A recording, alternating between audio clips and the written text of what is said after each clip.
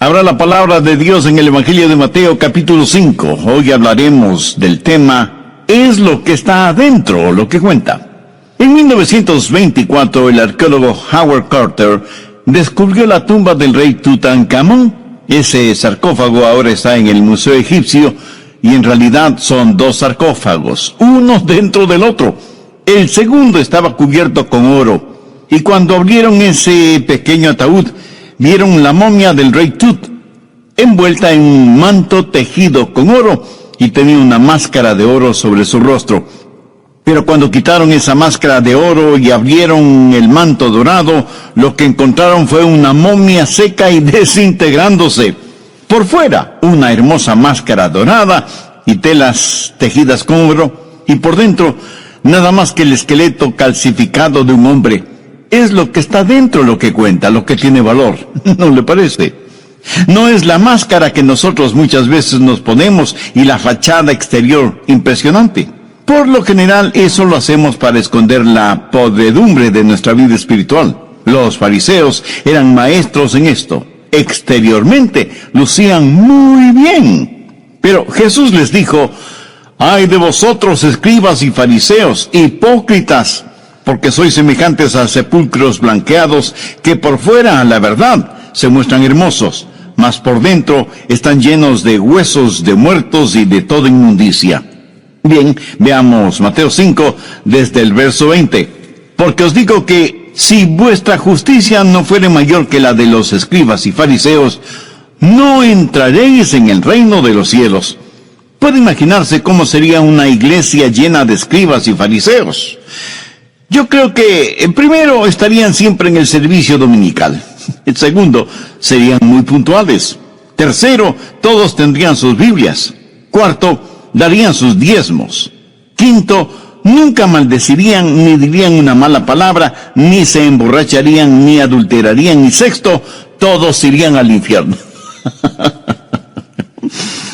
Pero Jesús dijo que si nuestras justicias no fueran mayores que la de los escribas y fariseos, no podremos entrar en el reino de los cielos. Pero quiero que note que no está hablando de lo que está afuera, sino de lo que está dentro. Y da 6 ilustraciones para mostrarles a los fariseos lo que había en verdad en sus corazones. La primera ilustración la encontramos en Mateo 5:21.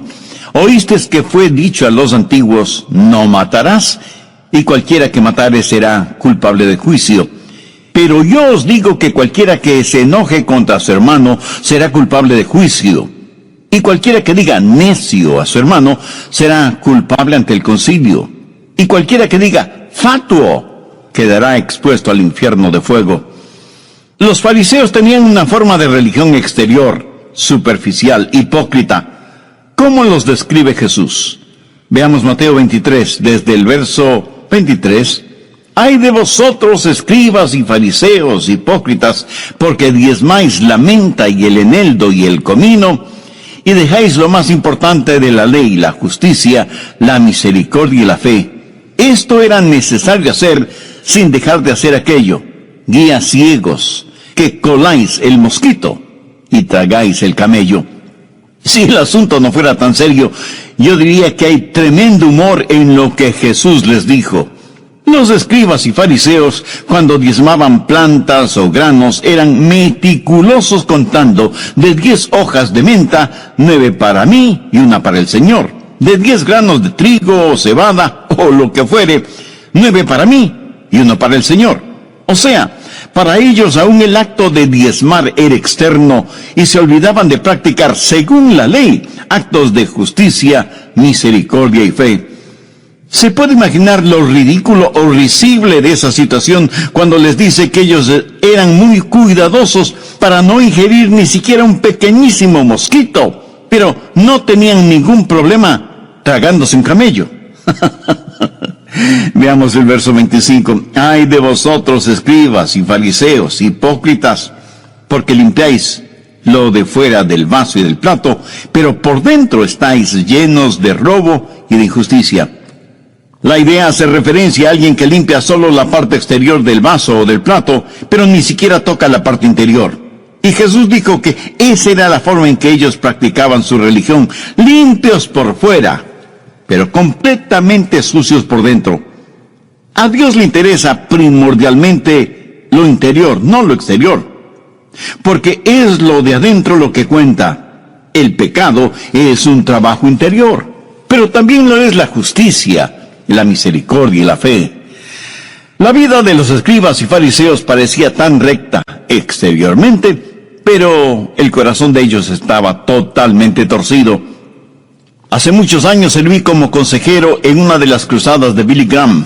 En una de esas reuniones, una muchachita pasó al frente para entregar su corazón a Cristo y tuve el privilegio de hablar con ella. La mamá de esa niña era una persona de la alta sociedad y se sintió molesta de que su hijita estuviera mezclada con el resto de pecadores que querían hacer una decisión por Cristo. Para esa distinguida dama, eso era una afrenta. De hecho, ni siquiera entendía por qué su hijita tenía que ser salva, y le decía que no tenía que hacerlo, que ella, como madre, sabía que su hija era muy buena y cosas por el estilo. Bueno, nunca olvidaré lo que esa niña le dijo a su madre mirándole fijamente a los ojos. Mamá, tú no puedes ver mi corazón. Esa jovencita sabía que era pecadora y que necesitaba ser salva, pero su madre era como los fariseos de antaño, preocupados por lo exterior, a expensas de lo interior. Un hombre no es pecador porque peca, peca porque es pecador. Un hombre no es ladrón porque roba, roba porque es un ladrón. Un hombre no es mentiroso porque miente, miente porque es mentiroso. Jesús dice que estas cosas salen del corazón, y esa es la razón por la que dice que nuestra justicia debe ser mayor que la de los fariseos y de los escribas. Y muchas de esas personas a quienes Jesús habló y testificó, nunca se salvaron porque nunca se consideraron pecadoras. Antes de ser salvo, un hombre tiene que reconocer que es pecador. Mire lo que Pablo dice en Romanos 10:3. Porque ignorando la justicia de Dios y procurando establecer la suya propia, no se han sujetado a la justicia de Dios. Por eso aquí en el Sermón del Monte, Jesús va a demoler la autojusticia de esa gente y a demostrar que ellos tienen necesidad de Él y que necesitan ser regenerados. Así que la primera ilustración tiene que ver con el asesinato, y Jesús cita uno de los 10 mandamientos, Éxodo 20:13, no matarás. De paso, permítame decir que los 10 mandamientos no prohíben todos los asesinatos. Cuando dice no matarás, eso es lo que literalmente significa. Pero, por ejemplo, el matar animales no está prohibido. Algunas personas piensan que es malo el matar animales. Pero mire la orden de Dios en Éxodo 20:24. O sea, después del no matarás de Éxodo 20:13, dice: altar de tierra harás para mí, y sacrificarás sobre él tus holocaustos y tus ofrendas de paz, tus ovejas y tus vacas. En todo lugar donde yo hiciere que esté la memoria de mi nombre, vendré a ti y te bendeciré. No había nada de malo con el sacrificar esos animales. Cuando Dios ordena no matarás, no se refería a los animales. Ahora, nadie puede ser cruel con los animales, pero no hay nada de malo en utilizar los animales como alimento. ¿Jesús comió pescado? ¿Fue pecador por eso? De ninguna manera. Escuche cuidadosamente lo que voy a decir. La Biblia no prohíbe la pena capital. Por favor, busque Éxodo 21:12. El que hiere a alguno, haciéndole morir, él morirá. Eso es lo que dice la palabra de Dios. Si usted mata a alguien, usted ha cometido un crimen digno de muerte, y cuando la Biblia dice no matarás, no está prohibiendo la pena capital. Por supuesto, ningún cristiano debe vengarse, no nos corresponde. Jamás tendremos el derecho de quitarle la vida a otra persona, y sin embargo, el gobierno sí puede hacerlo. Busque Génesis 9:6. El que derramare sangre de hombre, por el hombre su sangre será derramada, porque a imagen de Dios es hecho el hombre. Dios valora muchísimo la vida humana. La pena capital es una enseñanza clara de la palabra de Dios. Cuando la Biblia dice no matarás, no prohíbe el matar animales. Y trágico como es, tampoco prohíbe la pena capital. o la necesidad de defender a los suyos cuando otros amenazan sus vidas. Veamos Éxodo 22, los versos 2 y 3. Si el ladrón fuere hallado forzando una casa y fuere herido y muriere, el que lo hirió no será culpado de su muerte. Pero si fuere de día, el autor de la muerte será reo de homicidio. El ladrón hará completa restitución. Si no tuviere con qué, será vendido por su hurto. Ahora, ¿qué significa todo esto? Que si usted mata a un ladrón a plena luz del día, cuando no había necesidad de matarlo, y usted no corría ningún peligro, usted será culpable. Y aunque el ladrón sea culpable, usted no tiene ningún derecho a quitarle la vida, especialmente cuando ni su vida ni la de sus seres queridos están en peligro. Usted tiene el derecho, la obligación y la responsabilidad, sí, de proteger a su familia. Pero Jesús está hablando a los fariseos acerca de no matarás. Y ellos movían afirmativamente sus cabezas porque ellos ni siquiera pensaban en la posibilidad de que podrían matar. ¿Qué prohíbe la Biblia cuando dice no matarás? Obviamente, el crimen de homicidio. Nuestro país se ha convertido en la capital mundial del crimen. Se mata a sangre fría, gente inocente. Hay gente que mata a otras personas simplemente porque no les gusta. Violadores asesinan a sus víctimas después de haber saciado su lujuria. La sangre de los inocentes clama al cielo y Dios no está sordo a ese llanto. Él no matarás prohíbe el homicidio. También prohíbe el suicidio. Usted no tiene el derecho de quitarse la vida porque esa vida no le pertenece a usted sino a Dios. Algunos piensan que suicidarse, dicen que está bien si es que uno padece de una enfermedad incurable. Pero usted no puede ni debe jugar a ser Dios. La enfermedad más incurable, el dolor más constante, el problema más severo, la desilusión más profunda, la peor persecución, no son justificativos para el suicidio. ¿Por qué? Porque el suicida se está tomando una atribución que no le pertenece.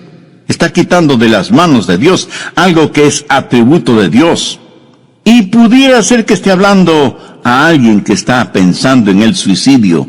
Mi amiga, mi amigo, no lo haga.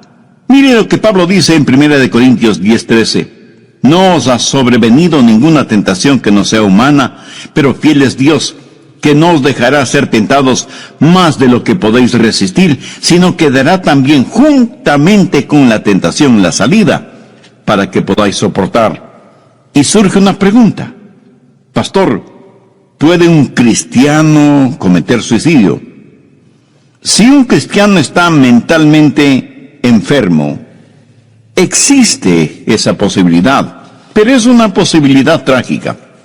Una persona que se suicida cuando esté frente a Dios se sentirá profundamente avergonzada. Por lo tanto, no tenemos el derecho de quitar la vida a otra persona debido a la valía de la vida humana.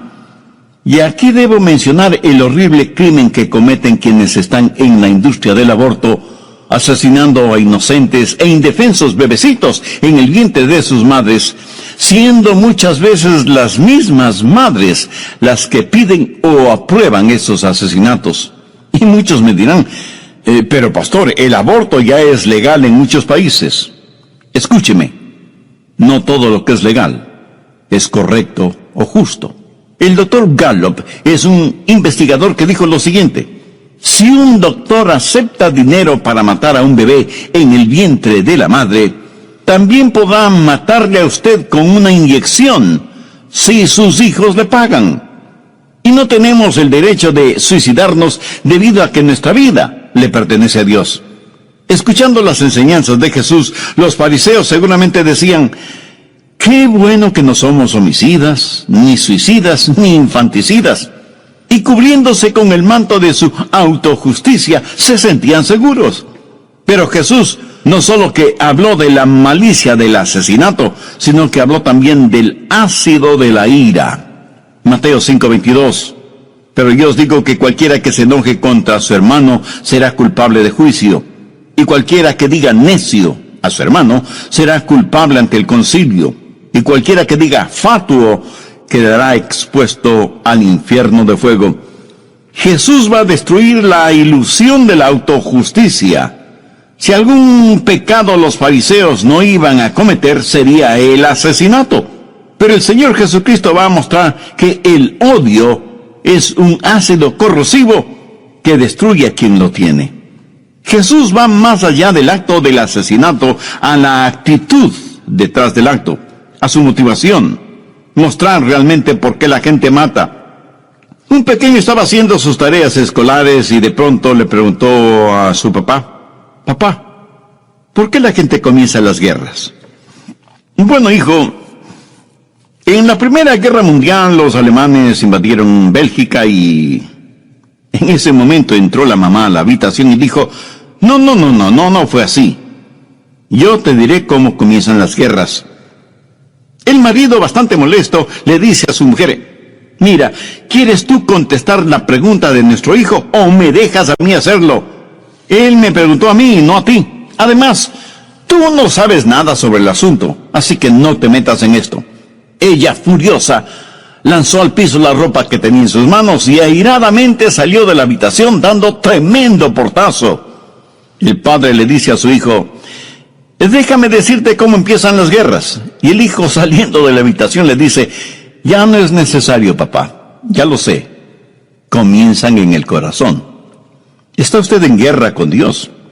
Eso quiere decir que usted no está de acuerdo con Dios. Usted está en rebeldía espiritual. Pero puede dejar de ser rebelde ahora mismo si se reconoce pecador y busca el perdón de Dios. Estamos estudiando Mateo 5, los versos del 20 al 22, la enseñanza de Jesús acerca del enojo, y habla del enojo cáustico contra el hermano. Eso es cuando alguien le hace daño, usted se llena de enojo, y usted siente ese ácido corrosivo en ebullición dentro de usted, y poco a poco ese enojo se va convirtiendo en ira, hasta el punto de llamar a su hermano necio. ¿Qué significa esto? Significa que para usted la otra persona no vale nada. Necio. Es una palabra de desprecio. Los prejuicios raciales están cubiertos por esa palabra. Usted desprecia a los demás, se siente superior a otros. Trágicamente eso sucede aún entre cristianos, a quienes se sienten espiritualmente superiores a otros. Y ese enojo cáustico es seguido por el enojo desdeñoso y luego por el enojo condenatorio. Pero Jesús va más allá. Dice que quien llama fatuo a su hermano se irá al infierno. Y que eso parece un castigo muy drástico, ¿no le parece? Pero es que debemos entender lo que la palabra fatuo significa en la Biblia. Se refiere a perversidad moral, a impiedad, a maldad. Una persona fatua, a menos que sea redimida y salvada, es una persona condenada y sin ninguna esperanza. El enojo a veces comienza a arder lentamente en el corazón y luego se convierte en un verdadero incendio de trágicas consecuencias. Busque 1 de Juan 3:15. Todo aquel que aborrece a su hermano es homicida. Y sabéis que ningún homicida tiene vida eterna permanente en él. Pastor Rogers, ¿es todo enojo malo? Por supuesto que no. En Efesios 4:16 se nos da 2 órdenes. Airaos, pero no pequéis. ¿Lo ve? Enojarse sin pecar. No se ponga el sol sobre vuestro enojo. La ira es algo malo, pero el enojo justo es diferente. Por lo menos 18 veces en el Antiguo Testamento leemos acerca del enojo de Dios. Y en el Nuevo Testamento tenemos la historia de cuando Jesús se enojó, lanzando afuera a los mercaderes en el templo.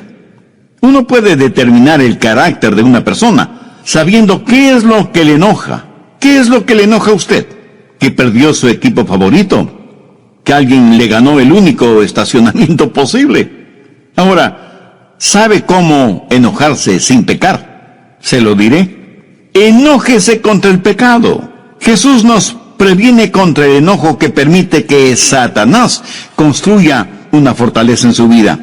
Esposos y esposas, escuchen. Si ustedes están enojados por alguna razón, nunca se acuesten estando enojados. No se ponga el sol sobre vuestro enojo, ni deis lugar al diablo. Cuando usted tiene enojo en su corazón, y no lo elimina, y enojado se va a la cama, ¿sabe lo que hace? Le está dando permiso al diablo para que levante campamento en su vida. El enojo es la sustancia de la cual el diablo se siente muy a gusto. Pero también deseo que note lo que dice Efesios 4, los versos 28 al 30. El que hurtaba no hurte más, sino trabaje, haciendo con sus manos lo que es bueno, para que tenga que compartir con los que padecen necesidad. Ninguna palabra corrompida salga de vuestra boca, sino la que sea para la necesaria edificación, a fin de dar gracia a los oyentes. Y no contristéis al Espíritu Santo de Dios, en el cual fuisteis sellados para el día de la redención. La mayoría de los fariseos no robaba, ni salían palabras corruptas de sus bocas, pero note lo que Jesús les dice en el verso 31. Quítense de vosotros toda amargura, enojo, ira, gritería y maledicencia y toda malicia. La palabra de Dios es viva y eficaz y más cortante que toda espada de dos filos. El enojo está detrás del asesinato y quiero que note su progresión en 5 pasos, de acuerdo a lo que vemos en Efesios 4. Primero, amargura, en el verso 31. ¿Sabe usted lo que es la amargura? Es ese resentimiento que se anida en su corazón cuando siente que alguien le ha hecho daño, que alguien le ha despreciado, o ha abusado de usted, o le ha deshonrado verbalmente. Eso es amargura. No es enojo todavía, solo amargura. Tal vez usted no diga nada a nadie, pero ya tiene ese resentimiento. Segundo, enojo. La palabra enojo proviene de una palabra griega que significa quemar lentamente. A veces no ha sentido eso dentro de usted. Es la amargura que se está convirtiendo en enojo. Como decir que está acumulando un material inflamable dentro de usted. Tercero, ira. Alguien abre el cuarto en donde usted tenía todos esos trapos inflamables y el oxígeno produce una combustión espontánea. Y aquello que solo humeaba se transforma en calcinantes llamas. Ira. Gente que súbitamente pierde el control, la compostura. ¿Conoce usted a personas así? Personas de temperamento volátil que cuando llegan al nivel de la ira, rompen cosas, patean puertas y hasta pueden golpear a quien quiera que se les ponga por delante. Y los demás asombrados lo único que preguntan es, ¿qué mosca le habrá picado? Pues es la amargura convertida en enojo que se transforma en ira. Pero eso no es todo, hay mucho más todavía. Cuarto, gritería. Bueno, creo que todos sabemos lo que es gritería, ¿verdad? Elevamos el tono de nuestra voz. Y cuando alguien nos pide que no gritemos, a gritos respondemos que no estamos gritando. Quinto, maledicencia. Una vez que usted ha elevado el tono de su voz, una vez que se ha encerrado usted mismo en esa actitud, comienza a decir cosas malévolas, diabólicas, y deja salir expresiones que no debía usar, y a decir cosas que no debía decir. Por ejemplo, decirle a su hijo, tú no sirves para nada, eres vago y holgazán como tus amigos. O a su esposa, decirle, qué maldición fue el haberme casado contigo, ojalá te murieras. Y cosas así por el estilo. Y el diablo está frotándose las manos de alegría y riéndose y empujándole y susurrando en sus oídos las cosas horrorosas que debe seguir diciendo. En pocas palabras, usted está fuera de control.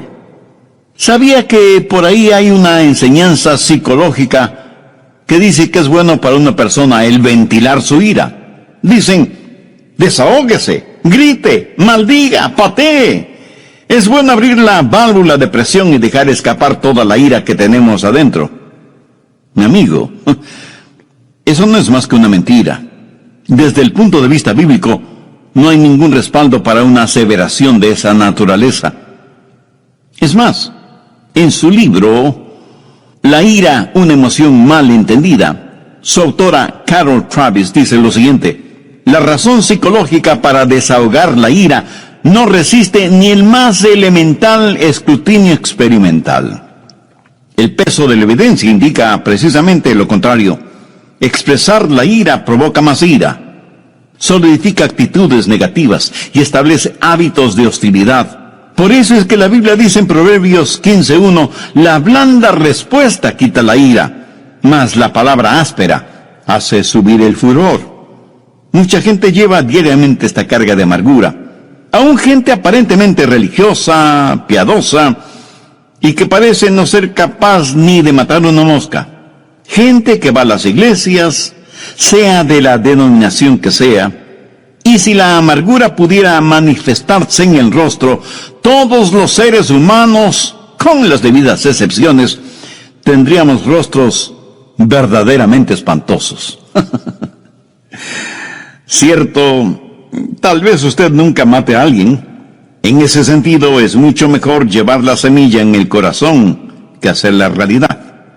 Tampoco diga, bueno, si solo por pensarlo ya soy culpable delante de Dios, entonces lo voy a hacer de todas maneras. Pero ese no es el punto ahora. No estamos hablando de lo que le sucede a ellos, sino de lo que le sucede a usted primordialmente. Escúcheme. Jesús está tratando con los fariseos y está ilustrando la verdad de que no es lo de afuera lo que nos hace pecadores, sino lo que cada uno de nosotros tenemos dentro.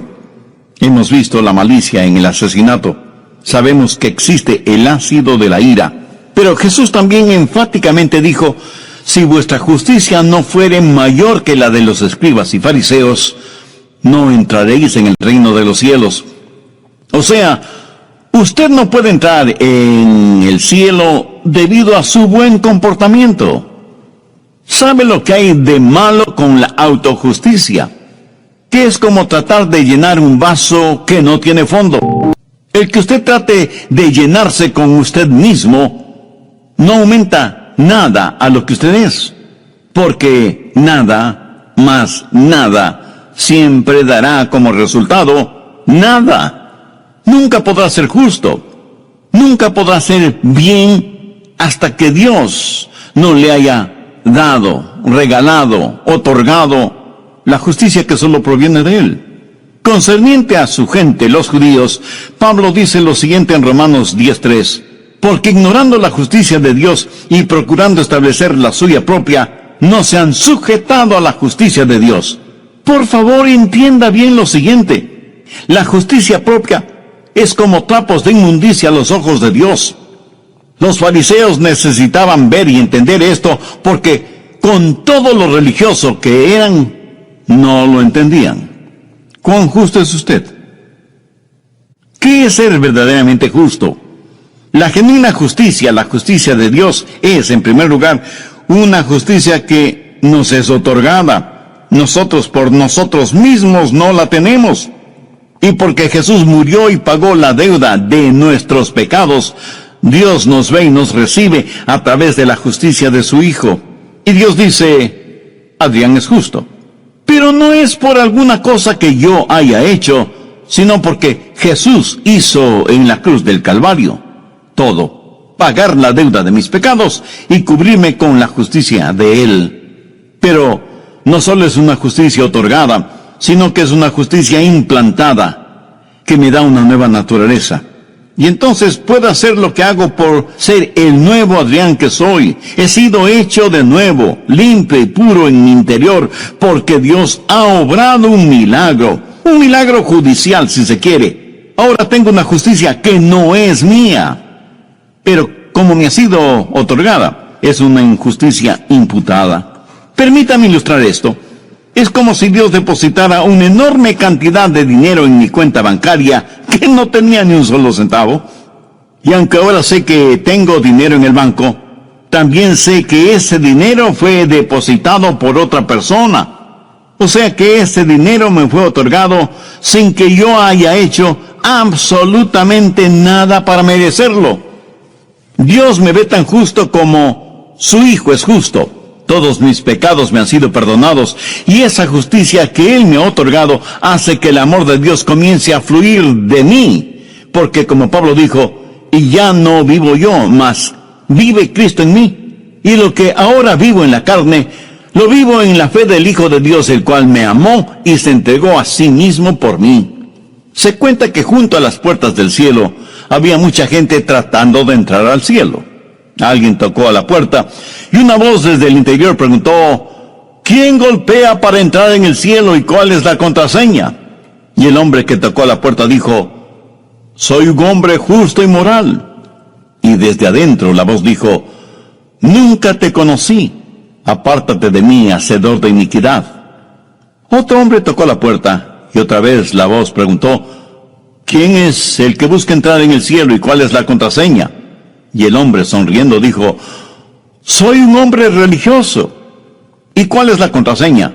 Ritual y religión. Nunca te conocí, apártate de mí, hacedor de iniquidad. Y otro se acerca y toca la puerta: ¿quién es el que quiere entrar en el cielo y cuál es la contraseña? Oh, yo soy un hombre pacífico y humanitario. ¿Sabes cuál es la contraseña? Por supuesto que sí. Debe ser amor y caridad. Y la voz desde el interior volvió a resonar cuando dijo: nunca te conocí, apártate de mí, hacedor de iniquidad. ¿Qué situación más incomprensible? Muchas personas golpeando a las puertas del cielo, ansiosas por entrar, y sin embargo nadie lo había logrado. Parece que su autoevaluación no estaba de acuerdo a los parámetros divinos. Y ahí viene otra más. Y escucha la misma pregunta: ¿quién busca entrar en el cielo y cuál es la contraseña?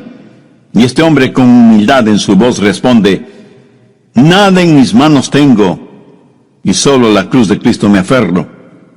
Y la voz desde adentro responde: abran las puertas de par en par y déjenle entrar, porque de tales es el reino de los cielos. Y eso es exactamente lo que el Señor Jesucristo quiso decir cuando les dijo a los moralistas, a los religiosos y a los humanistas: si vuestra justicia no fuere mayor que la de los escribas y fariseos, no entraréis en el reino de los cielos. Ahora quiero que entienda perfectamente bien lo siguiente: Jesucristo no estaba en contra de las otras cosas, no estaba en contra de la religión, tanto y en cuanto sea la genuina, no estaba en contra de la moralidad, sino más bien en contra de la falta de la misma. No estaba en contra del amor, porque hubiera sido como estar en contra de él mismo, porque él es la manifestación, la encarnación del amor de Dios. Y por supuesto, él no estaba en contra de los 10 mandamientos, sino que incluso él enseñó cuál era el espíritu de la ley, y no solamente la letra de la ley. Pero él está diciendo que el corazón del problema humano es el problema del corazón humano. ¿Lo entiende? Permítame repetírselo. El corazón del problema humano es el problema del corazón humano. Y la única respuesta para ese problema es el nuevo nacimiento. O sea, la justicia de Dios que nos es otorgada e implantada cuando nos salvamos mediante la fe depositada en el Señor Jesucristo. Mi sincera y constante oración es que cada uno de quienes me escuchan este momento entreguen su corazón a Cristo, confíen absolutamente en Él y sean salvos, no por sus conocimientos intelectuales, no por la influencia y popularidad que tengan, no por su nivel económico, social o político, no por el apellido que tienen o el abolengo de sus familias, sino porque reconociéndose pecadores y necesitados de perdón y salvación, con fe como la de un niño, abren